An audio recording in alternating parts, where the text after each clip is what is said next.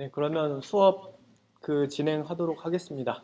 근데 여기에서 저희가 지금 실습한 리니어 모델은 가장 기초지만 결국에 머신러닝 시스템 자체가 이 구조를 벗어나지 않아요. 여기서 했던 뭐 첫 번째 파라미터 세팅하고 데이터 준비하고 모델 만들고 뭐 옵티마이저 만들고 학습 뭐 에폭 1000번 하고 똑같아요. 정말 똑같습니다. 나중에 논문 쓰는 거 논문 쓸 때 들어가는 실험도 똑같아요.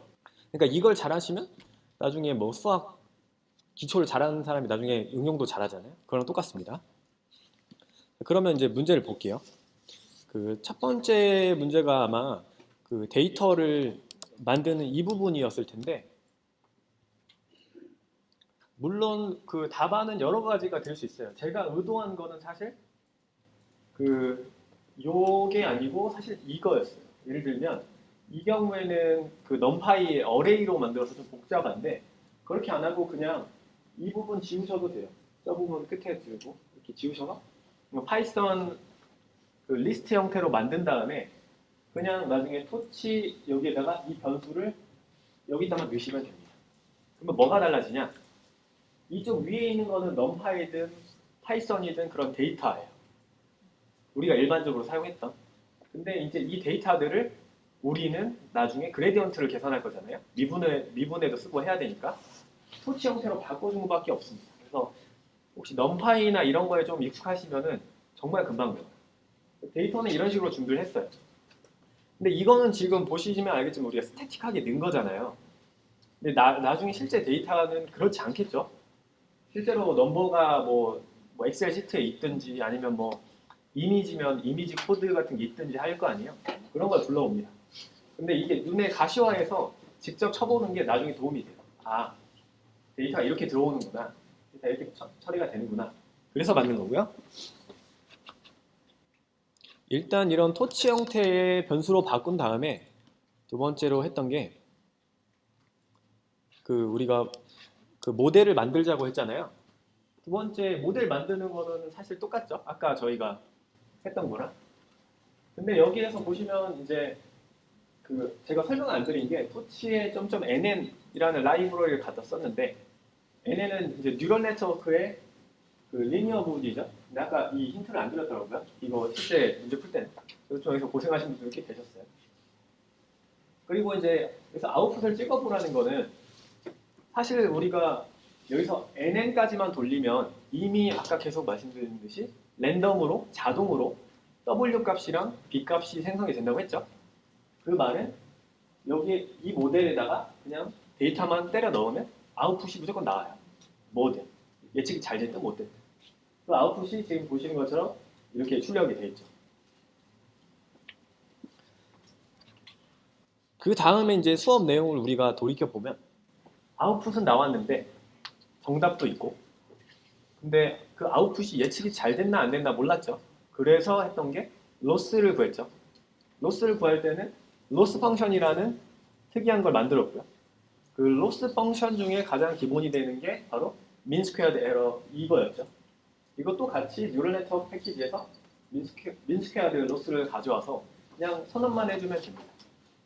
그러면 실질적으로 나중에 이 아래에서 보면 우리가 로스 펑션 이용해서 이거를 그냥 쉽게 구할 수 있어요. 이건 아래에서 설명. 옵티마이저 같은 경우에는 로스를 구해도 우리가 로스는 알지만 이 파라미터 W랑 B 모델 안에 있는 거를 어떻게 움직여야 될지 모른다고 했죠. 그리고 그 기울기에 따라서 플러스 시킬지 마이너스 시킬지를 결정해야 한다고 했잖아요. 그때 사용하기 위해서 로스를 얼마만큼 움직일까 러닝 레이트를 결정해주고, 이 로스가 어떤 모델이냐 하면 바로 이 위에서 봤던 우리가 만들었던 리니어 모델이다 라는 걸 선언을 해줍니다. 사실 여기까지는 거의 그냥 라이브러리의 패키지를 쓴 것 뿐이에요. 여기서부터는 좀 파이썬 코딩이 들어갔죠. 그래서 보시면 이제 아까 가져왔던 데이터들을 그냥 변수에 할당만 해준 것 뿐이에요. 그리고 옵티마이저 제로 그레이드 같은 경우에는 그냥 항상 넣어주는 거예요. 처음에 그레디언트 값을 초기화 시켜주는 그런 부분입니다. 이건 나중에 계속 넣어주시면 되고, 그 다음에 이제 아까 아까 위에서 예제했던 것처럼 아웃풋을 얻기 위해서 여기서는 인풋 데이터 받아서 일단 아웃풋에 저장을 했네요.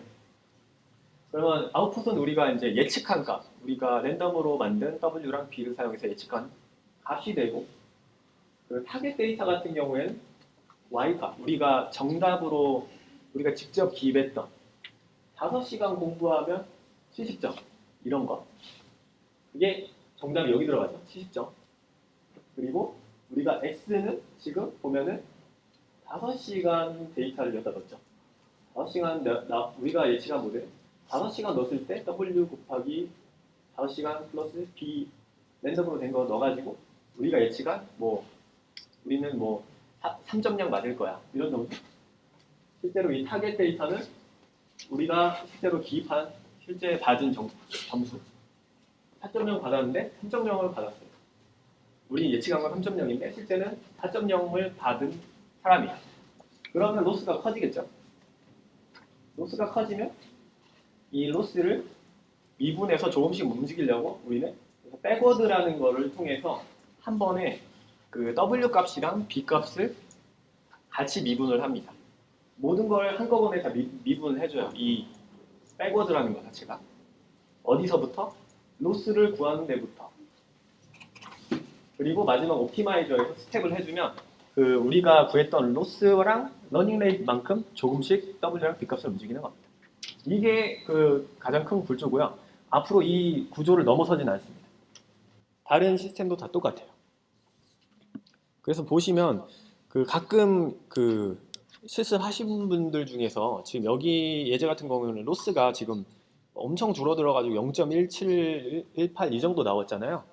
근데 이게 막 그 3에서 계속 3.9에서 계속 안 줄어들고 나가는 분도 계신데, 그런 경우에는 위에서 이제 데이터를 그 좀 일관성 없이 5시간 공부했는데 4.0, 3시간 공부했는데 3.0, 누구는 10시간 공부했는데 3.5 이렇게 일관성 없이 그런 데이터를 마주했을 때는 당연히 그래프 곡선이 공부를 많이 하면은 X가 커지면 시험 점수 잘 맞는다 이런 게 우리의 그 기본 생각인데, 그런 게 없이 공부를 많이 해도 점수가 편차가 없다 하면 그냥 일자로 쭉 가자.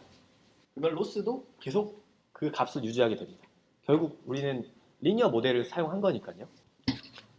그래서 이렇게 리니어 모델은 저희가 끝났습니다.